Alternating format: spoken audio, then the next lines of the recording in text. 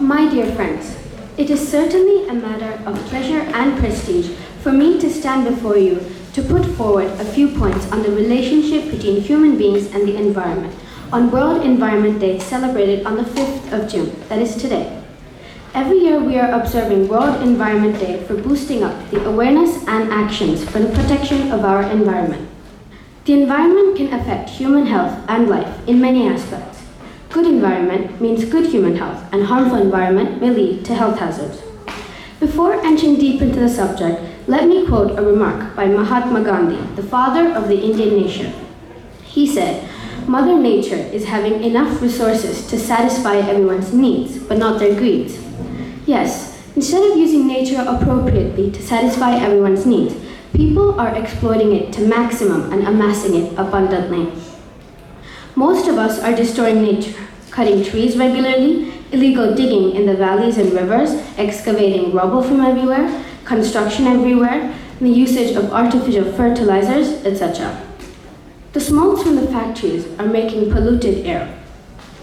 The pesticides used are making air pollution, water undrinkable, and even affecting the children in the wombs. O.N.V. Kurup, a famous poet from Kerala, has said like this in his poem Bhumikkiru Charumageetam. "Ariyatha jananiye parinayichchoru yavana tarunante kadayatra palagi.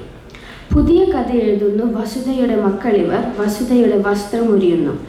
Iniyum marikkyatha bhoomi nin asanna mridhil ninakatma shanti." I'm not quoting more lines here.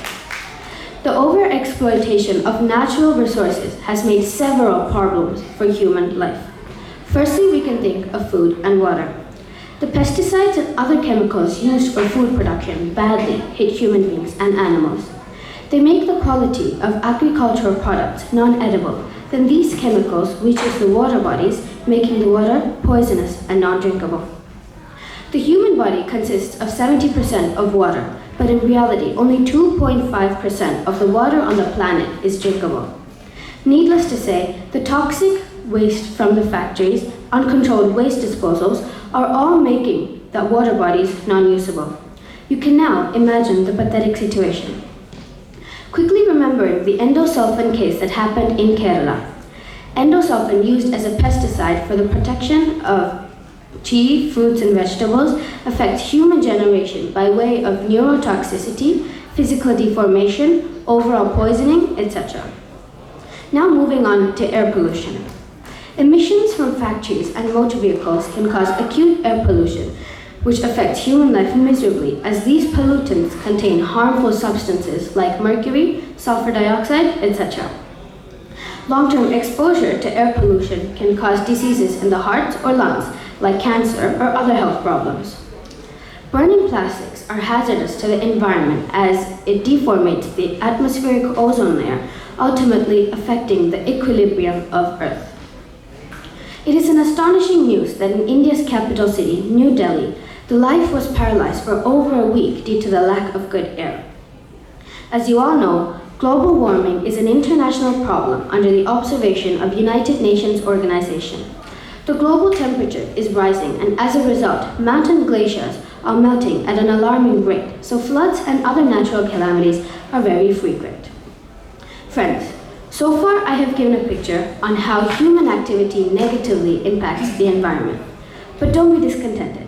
As the future generation of Earth, we can do enough measures to rectify our mistakes and convert the Earth to a heaven.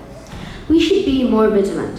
We should avoid the use of plastic, prevent destroying forests, protect wildlife animals, grow more trees and bushes, preserve water, clean rivers, lakes and oceans, recycle waste, avoid using harmful pesticides and fertilizers, use zero-emission motor vehicles, reduce industrial emissions, etc. Let me stop by quoting a line from a song of Michael Jackson. "Together we heal the world, make it a better place for you and for me and the entire human race." Thank you.